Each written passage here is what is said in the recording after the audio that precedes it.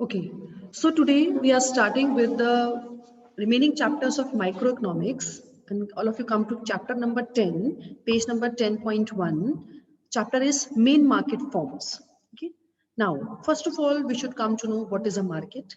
Everybody of you are aware that market is a place where you can say that up to now you can say that market is the shops, the shopping complex. बाजार को हम market बोलते हैं, लेकिन economics की language में एक market एक वो जगह होती है, एक ऐसा फिनोमिनन होता है, जरूरी नहीं वो प्लेस हो, जहां पर बायर्स और सेलर्स कांटेक्ट में आते हैं, यानी कि कोई भी चीज बेची जा रही है या कोई भी चीज खरीदी जा रही है, उस फिनोमिनन को हम क्या बोलते हैं, उसे हम बोलते हैं मार्केट। ठीक है, कोई चीज बिक रही है या कोई चीज खरीदी जा रही है, उसको हम बोलते हैं market.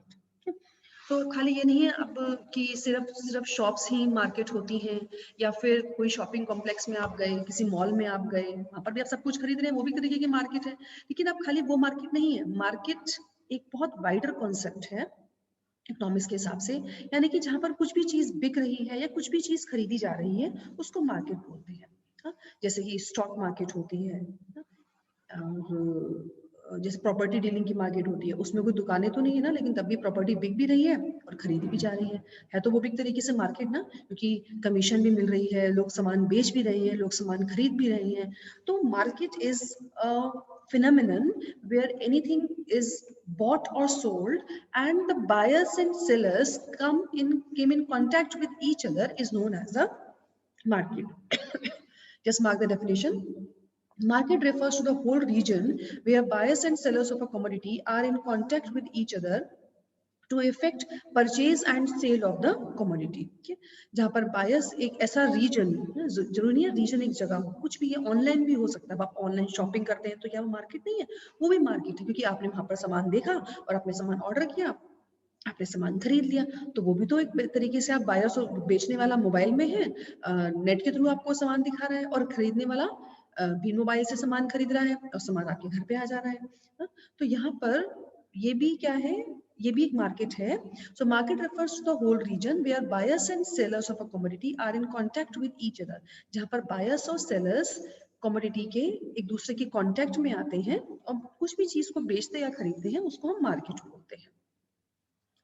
Now, the most important thing over here is that you should come to know you should know about the forms of the market, यानी कि market कितनी तरीके की होती है। So for this, yes, I'm sharing the screen. So just see this. These are the forms of the market. The first form of the market is perfect competition market. Okay, and the second one is imperfect competition market. Perfect मतलब जहाँ पर सब कुछ, सबके बारे में सब कुछ पता है। Perfect, that is a perfect competition market. This is imaginary concept for today. And the other one market is this imperfect competition market. हाँ, तो imperfect competition market यानी कि जो परफेक्ट नहीं है, जहाँ पर कुछ ना कुछ कमियां हैं, कुछ ना कुछ एक दूसरे पे डिपेंडेंसी, इस तरीके से इम्परफेक्ट, पूरा परफेक्ट नहीं है। ये इम्परफेक्ट कंपटीशन मार्केट के भी तीन पार्ट्स हैं। First is monopoly, second is monopolistic competition and the third one is oligopoly. ये इम्परफेक्ट कंपटीशन के पार्ट्स हैं, इसके अंतर्गत ये आते हैं। So this is the imperfect competition market. तो अब आपके सिलेबस में ये परफेक्ट कंपटीशन है। इम्परफेक्ट कंपटीशन में से ये जो मोनोपोली है, ये सिलेबस से डिलीट कर दिया गया है। Okay, understood? ये जो ये वाला है, ये मोनोपोली, ये सिलेबस से डिलीट कर दिया गया है। और साथ में ये जो मोनोपोलिस्टिक कंपटीशन है, ये भी सिलेबस से डिलीट कर दिया गया है। तो आपने सिर्फ दो पढ़ने हैं। कौन कौन से पढ़ने हैं आपने? ये perfect competition market, this one, and दस ओलिगोपोली। तो यहाँ पर यही वाली मार्केट्स थी बस, परफेक्ट और इम्परफेक्ट। इम्परफेक्ट के तीन पार्ट्स हैं, मोनोपोली, मोनोपोलिस्टिक और ओलिगोपोली। तो इसमें से मोनोपोली और मोनोपोलिस्टिक रिमूव हो चुका है ना, तो इसको हम यहाँ से हटा देते हैं, मोनोपोली और मोनोपोलिस्टिक। तो ये जो है, sorry, so in this, so you have to, under the forms of market, you have to study only for this.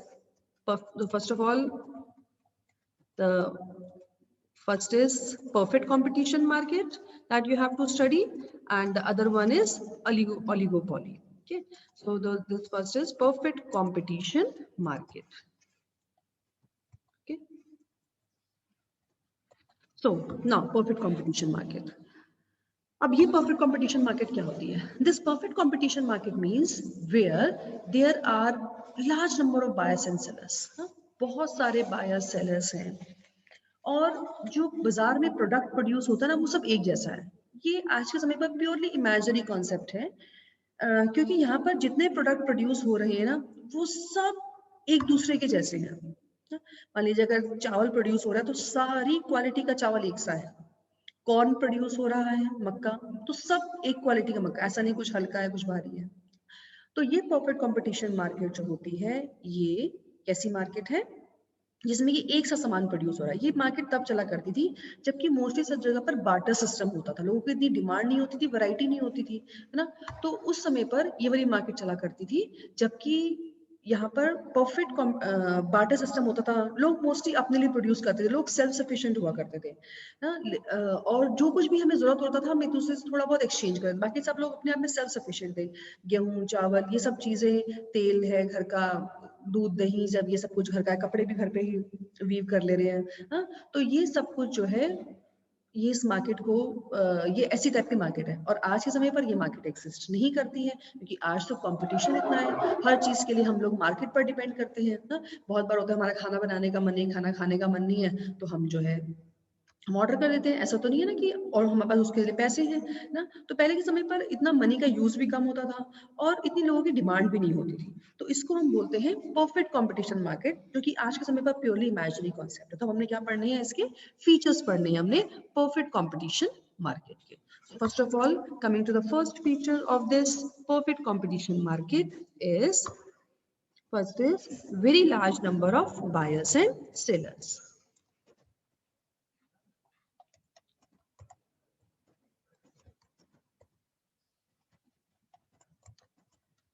तो इस मार्केट में बहुत सारे बेचने वाले हैं, बहुत सारे खरीदने वाले हैं। Very large number of buyers and sellers, बहुत सारे बेचने वाले भी हैं, बहुत सारे खरीदने वाले भी हैं। यानी कि इतने ज्यादा है कि अगर कोई बायर अगर कोई सेलर मार्केट से चला जाता है कोई फर्क नहीं पड़ता मार्केट में ना, क्योंकि बहुत सारे बेचने वाले हैं। और अगर कुछ बायर्स भी कम हो जाते हैं, यहाँ से कहीं और शिफ्ट हो जाते हैं या किसी और मार्केट से तो भी मार्केट में कोई फर्क नहीं पड़ता। क्यों? क्योंकि बहुत सारे, too large number of buyers and sellers, तो इतने सारे हैं कि किसी के आने जाने से कोई भी फर्क नहीं पड़ता है। इसको हम बोलते हैं परफेक्ट कंपटीशन मार्केट। तो पहली जो मार्केट, जो पहला इसका फीचर है परफेक्ट कंपटीशन मार्केट का, that is very large number of buyers and sellers. Second one is homogeneous product. The meaning of homogeneous product is that all the product in the market are same. उनमें कोई भी अंतर नहीं है। भले वो आप यहाँ से खरीदते हैं, भले आप उस प्रोडक्ट को दिल्ली से खरीदते हैं, आप उस प्रोडक्ट को किसी और कंट्री में खरीदते हैं, आप उस प्रोडक्ट को जम्मू से खरीदते हैं, सब जगह पर सेम प्रोडक्ट है। उसकी कलर में, क्वालिटी में, पैकेजिंग में कोई भी अंतर नहीं है। लेकिन आज के समय पर ऐसा तो नहीं होता ना, आपको तो हर एक थोड़ी थोड़ी दूरी पर अलग अलग वैरायटी मिल जाती है। एक जगह पर ही आपको एक कमोडिटी की कितनी वैरायटी मिल जाती है, प्याज है, आलू है, कितनी वैरायटी की चीजें होती हैं, है ना। आपको सोप चाहिए, कितनी वैरायटी का आपको मिल जाता है, टूथपेस्ट है। लेकिन इस मार्केट में क्या है, होमोजीनियस प्रोडक्ट है। प्रोडक्ट कैसे हैं, सारे के सारे सेम है। दे आर द, हर कोई प्रोडक्ट एक दूसरे का 100% आइडेंटिकल है, परफेक्ट सब्स्टिट्यूट है एक दूसरे का। इसको हम बोलते, तो ये इसका दूसरा फीचर है, that is all the products in this market are homogeneous. Third one feature for this perfect competition market is that there is freedom of entry and exit of the firms. Okay? तो यहाँ पर इस market में कोई भी firm कभी भी enter कर सकती है और कभी भी इस मार्केट में एग्जिट भी कर सकती है। यानी कि आपका जब मन करे प्रोड्यूसर का प्रोड्यूस करना शुरू कर दे, जब मन करे इसका प्रोडक्शन मन करे किसी और चीज का प्रोडक्शन शुरू कर दे, कुछ और काम शुरू कर ले। तो freedom of entry and exit है, कोई लाइसेंसिंग की जरूरत नहीं है, कोई सरकार से परमिशन लेने की जरूरत नहीं है, है ना। कोई खास इतना भी नहीं है कि आपने बहुत ज्यादा उसके लिए कुछ चेंजेस करने, इंफ्रास्ट्रक्चर सेटअप करना है ना। तो यहाँ पर freedom of entry and exit है। कोई यहाँ पर एबनॉर्मल प्रॉफिट अर्न नहीं करता, नॉर्मल सा प्रॉफिट अर्न करता है। और अगर आप ये काम नहीं कर रहे हैं तो आप कहीं और से उतना प्रॉफिट अर्न कर लेंगे। और लोगों की इतनी नीड भी नहीं, क्योंकि ज्यादातर लोग ऐसे सेल्फ सफिशिएंट, लोगों की डिमांड ही नहीं इतनी ज्यादा, लोग अपने आप में सेल्फ सफिशिएंट है, जो है ठीक है, ज्यादा किसी को लालच नहीं है। तो यहाँ पे इस मार्केट का एक फीचर और क्या है, that there is freedom of entry and exit of the firms. Now, the next one feature is that of this market is perfect knowledge among buyers and sellers.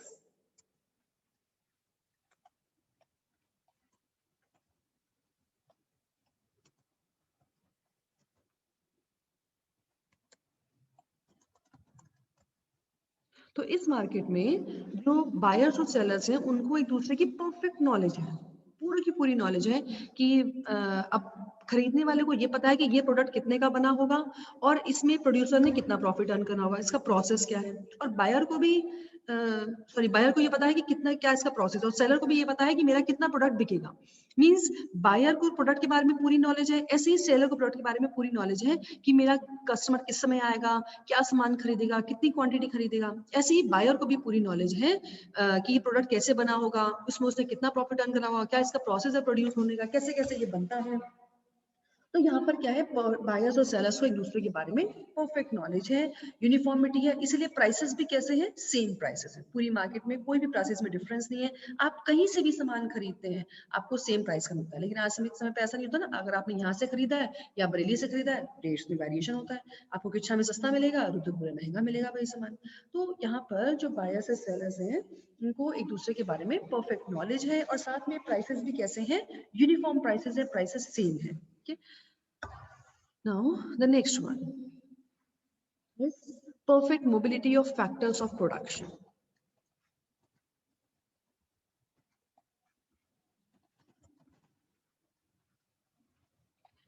तो इस मार्केट में जो factors of production क्या होते हैं, वो factors जो कि कमोडिटी को प्रोड्यूस करने में हेल्प करते हैं। आपको पढ़ाया था मैंने वो वाला चैप्टर नंबर 7 का कि that land, labour, capital and entrepreneur production function में ना, तो वही फैक्टर्स ऑफ प्रोडक्शन है। यानी कि जो factors of production mainly labour है या फिर कैपिटल है, तो लेबर यहाँ पर परफेक्ट मोबाइल है। मोबाइल का मतलब क्या होता है, जो चीज एक जगह से दूसरी जगह पर आसानी से जा सकती है उसको हम बोलते हैं मोबाइल। तो यहाँ पर फैक्टर्स ऑफ प्रोडक्शन मोबाइल है, वो एक फॉर्म छोड़ करके दूसरी फॉर्म में कभी भी जा सकते हैं, ऐसा नहीं, उन पर कोई बाउंडेशन नहीं है ना वो किसी कॉन्ट्रैक्ट में बाउंड है, और उसको उनको काम भी सारा आता है। क्यों आता है, क्योंकि भैया सारा प्रोडक्ट तो सेम बन रहा है, सारा प्रोसेस सेम है, सबको एक दूसरे के बारे में पूरी नॉलेज है। तो अगर अब उसकी एक मालिक से नहीं बन रही है, यहाँ पे काम नहीं तो कोई और काम जाके कर लेगा, उसको सैलरी भी सेम मिलनी है ना। तो यहाँ पर जो है क्या है, perfect mobility of factors of production है, फ्री है मूव करने के लिए फैक्टर्स ऑफ प्रोडक्शन एक इंडस्ट्री से एक फॉर्म से दूसरी फॉर्म में, क्योंकि सारा प्रोसेस सेम है। Next is absence of transport cost.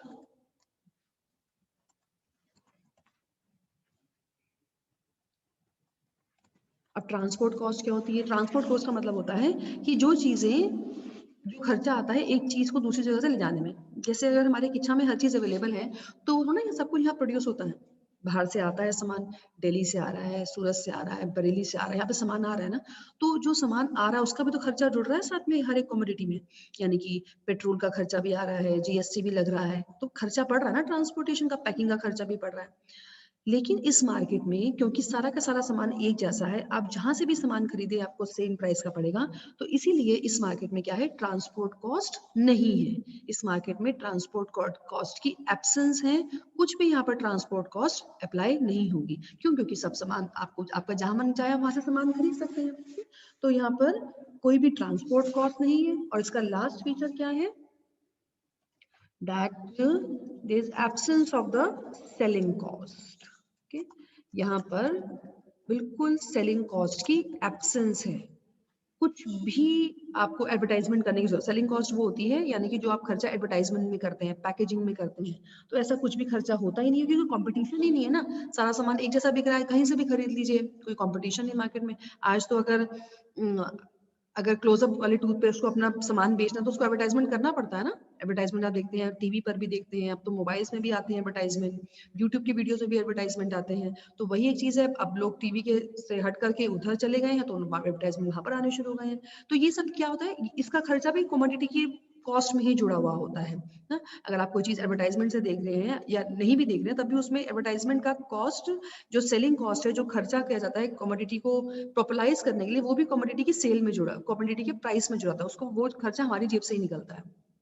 तो यहाँ पर सेलिंग कॉस्ट भी नहीं है। So these are the forms of the features of the perfect competition market. Very important. There's very large number of buyers and sellers, homogeneous product, freedom of entry and exit, perfect knowledge among the buyers and sellers, perfect mobility among the factors of production, absence of transport cost, and absence of the selling cost. Now the next one market in the syllabus is oligopoly market. Now what is this market? Oligopoly is a market, just mark the definition on page number 10.12. Oligopoly refers to a market situation in which there are few firms selling homogeneous products or the differentiated products. तो oligopoly market वो market होती है जिसमें कि जो product cell हो रहे हैं वो फ्यू फर्म से जो सेल कर रही है, यानी कि और साथ में इनका कैपिटल इन्वेस्टमेंट बहुत ज्यादा है, यानी कि ऐसी फर्म्स हैं जो कि बड़ी फर्म्स हैं और इनका कैपिटल इन्वेस्टमेंट ज्यादा है, इसलिए फ्यू फर्म्स, क्योंकि सब फर्म्स कैपिटल इन्वेस्टमेंट ज्यादा नहीं कर सकते ना, ये आज के टाइम की मार्केट है। For example car companies, mobile companies, cement, aluminium, automobiles companies ना, तो ये फर्म कैसी होती है, फ्यू फर्म्स होती है। जैसे मोबाइल के पे कुछ ही नाम तो मिलेंगे आपको, वीवो, ओप्पो, सैमसंग, ये वो कुछ ही मिलेंगे, बहुत ज्यादा नहीं मिलेंगे आपको ना। और ऐसे ही टूथपेस्ट ये ढेर मिल जाएंगे क्योंकि वहाँ पे कैपिटल इन्वेस्टमेंट कम है। तो so this market is a market in which there are the few firms, few firms होती है। पहला फीचर इसका ये है कि इस मार्केट में फ्यू फर्म्स होती हैं, फर्म्स कम होती हैं क्योंकि उनका कैपिटल इन्वेस्टमेंट ज्यादा होगा, लेकिन वो फर्म्स कैसी होती हैं, वो काफी बड़ी फर्म्स होती हैं। Few firms हैं but they are the big firms, means their capital investment is more. For example, the market for automobiles in India is an oligopolistic structure as there are only few producers of the automobiles. बहुत कम producers होते हैं, क्यों, क्योंकि भैया आप capital investment ज्यादा चाहिए, है ना, तो इसीलिए यहाँ पर few firms हैं। तो ये इसका पहला फीचर। तो oligopoly मार्केट ऐसी मार्केट हुई, few firms हैं लेकिन big sellers हैं, लेकिन वो firms भी कैसी हैं जिनका कैपिटल इन्वेस्टमेंट काफी ज्यादा है। Next is interdependence. अब इस मार्केट में क्या है, फर्म्स एक दूसरे पर इंटरडिपेंडेंट होती है। इंटरडिपेंडेंट मतलब होता है एक दूसरे पर निर्भर होती हैं।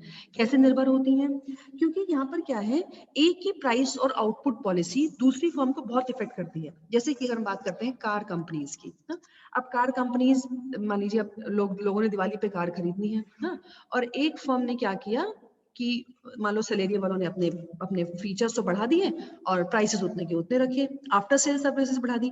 अब जो बाकी लोगों ने सोच रखा था कि हमने किया की मोटर्स, किया की लेनी है गाड़ियां, हिंडई की लेनी है, वो तो सबके सब सेलेरियो पे शिफ्ट हो गए ना। क्यों, क्योंकि उसने अपने प्राइसेस भी सेम रखे और फीचर्स भी उसके बढ़ा दिए।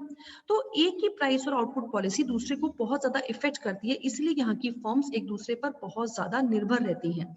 ये आपस में कॉन्ट्रैक्ट साइन करके रखती हैं, और अगर ये कॉन्ट्रैक्ट साइन कर लेती हैं तो उसको हम बोलते हैं कोल्यूसिव ओलिगोपॉली, और अगर नहीं साइन करती है तो उसको हम बोलते हैं नॉन कोल्यूसिव ओलिगोपॉली ना। जैसे कि अगर हम इंटरनेट की बात करें, जब से ये जियो का नेट सस्ता हुआ है तब से बाकी कंपनीज को भी अपना नेट सस्ता करना पड़ा, पहले कितना महंगा नेट मिलता था। तो इन्होंने, तो अंबानी ने इनकी बात नहीं मानी, इन्होंने कॉन्ट्रैक्ट साइन करने के लिए कहा भैया आप प्राइसेस क्यों कम करें जब इतना अच्छा प्रॉफिट अर्न करें। उसने कहा नहीं, मुझे तो सस्ता करना है, और आज उसी की वजह से आप आपकी क्लासेस भी चल रही है, आप सभी लोग उसको यूज कर पा रहे हैं। एक घर में कितने कितने नेट के मोबाइल चार्ज होते हैं, पहले तो एक घर में भी महीनों में कहीं कहीं एक चार्ज होता था, रिचार्ज होता था। तो सब सारी फर्म्स को प्राइसेस कम करने पड़े, तो उसको हम क्या बोलेंगे, नॉन कॉल्यूसिव। तो यानी कि फर्म्स यहाँ पर एक दूसरे पर बहुत ज्यादा इंटरडिपेंडेंट रहती हैं, वो फ्री नहीं है अपने प्राइसेस को यूज करने के लिए। Next is non price competition. अब ये नॉन प्राइस कंपटीशन का मतलब ये होता है कि यहाँ पर फर्म्स ज्यादातर प्राइसेस को चेंज कम करके कंपटीशन नहीं करती, क्योंकि आप कंपटीशन कैसे करेंगे किसी के साथ में, अपने प्राइसेस कम करके ना। तो यहाँ पर प्राइसेस कम नहीं होते, यहाँ पर प्राइसेस के साथ में कुछ ना कुछ कंडीशंस रख दी जाती हैं। जैसे कि एडवर्टाइजमेंट कर देते हैं सेलिब्रिटीज के द्वारा, है ना, विराट कोहली आ रहा है एडवर्टाइजमेंट करने के लिए, दीपिका पादुकोण आ रही है गाड़ी की लॉन्चिंग में, मोबाइल की लॉन्चिंग में ना, या फिर उनको आफ्टर गाड़ी की मान लीजिए अगर अभी अभी जो 12 सर्विसेज फ्री हैं या 8 सर्विसेज फ्री हैं, उन्होंने 12 सर्विसेज फ्री कर दी, तो इसको क्या बोलते हैं, नॉन प्राइस कॉम्पिटिशन। तो इस मार्केट में ज्यादातर कैसा होता है, नॉन प्राइस कॉम्पिटिशन होता है। Why there is so the non price competition in the market, क्योंकि यहाँ पर जो फर्म्स हैं वो एक दूसरे से प्राइसेस को कम नहीं करेंगी, बड़ी फर्म्स है तो साथ में कुछ ना कुछ और फैसिलिटीज प्रोवाइड करने की कोशिश करता है कि उनके कमोडिटी की सेल जो है वो इनिशिएट हो। अब नेक्स्ट आता है यहाँ पर, please switch on your audios, barriers to the entry of new firm. यहाँ पर किसी भी नई फर्म को आने के लिए पहले परमिशन लेनी पड़ती है गवर्नमेंट से, या फिर कैपिटल इन्वेस्टमेंट इतना ज्यादा है कि उनके पेटेंट राइट्स होते हैं ना। जैसे कि अब कोई भी गाड़ी का लोगो है ना, हिंडई का अलग से लोगो है, तो बैरियर्स अगर उनको कोई भी अपने आप कोई भी नई फर्म आकर के उसको कॉपी नहीं कर सकती उसके लोगो ना, तो उसे पेटेंट राइट करवा रखे, गवर्नमेंट का राइट है कि ऐसी चीज कोई नहीं बना सकता है। तो यहाँ पे जो फर्म्स होती हैं उनके एंट्री पर बैरियर्स होते हैं। बैरियर्स का मतलब है उनको गवर्नमेंट से परमिशन लेनी पड़ेगी अगर उनको ओलिगोपोली मार्केट में अगर उनको अपना कोई बिजनेस शुरू करना है तो। तो यहाँ पर बैरियर्स है एंट्री के लिए, परफेक्ट कंपटीशन मार्केट की तरफ फ्री नहीं है आप एंटर करने के लिए। Next is role of the selling cost. Selling cost बहुत ज्यादा यहाँ पे इनकर करनी पड़ती है। आप जितना ज्यादा अपनी कमोडिटी की सेल को एडवर्टाइज करेंगे, आपकी सेल उतना ज्यादा बढ़ेगी ना। तो यहाँ पर जो है सेलिंग कॉस्ट का भी जो है रोल रहता है। और साथ में नेक्स्ट वन फीचर इज, यहाँ पे आपको कमोडिटी की सेल को बढ़ाना करेगा। Next is group behaviour.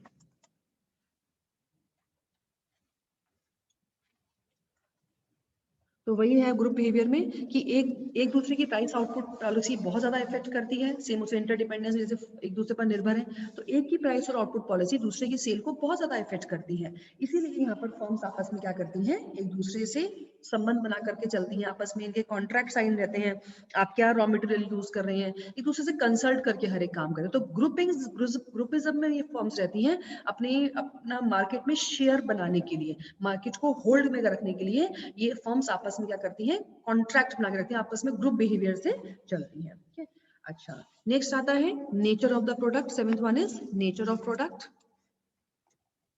Nature of product means that अगर इस ओलिगोपॉली मार्केट में फर्म्स जो है सेम प्रोडक्ट प्रोड्यूस करती हैं, तो उसको हम बोलते हैं that is known as the perfect oligopoly. अगर सेम प्रोडक्ट है, nature of the product same है, होमोजेनियस प्रोडक्ट है, जितनी फर्म्स प्रोड्यूस कर रही है सेम प्रोडक्ट प्रोड्यूस कर रही है, तो उसको हम बोलते हैं परफेक्ट ओलिगोपॉली। लेकिन अगर nature of the product different है, तो उसको हम क्या बोलते हैं, that is known as a differentiated oligopoly. Okay, understood? So this is the nature of the product. And the next one is indeterminate demand curve. यहाँ पे डिमांड कर्व नहीं बनता है इस मार्केट का, क्योंकि ऐसा नहीं होता इस मार्केट में कि प्राइसेस के बढ़ने से डिमांड कम हो गई या प्राइसेस के घटने से डिमांड बढ़ गई है। जिसने कार लेने की सोची है उसको 2-4 हजार रुपए से कोई फर्क नहीं पड़ेगा, उसने कार खरीदनी है तो खरीदनी है। ठीक है, तो यहाँ पर डिमांड कर्व नहीं बनते हैं। तो क्या, these are the features of the oligopoly market, very important, please read it very well.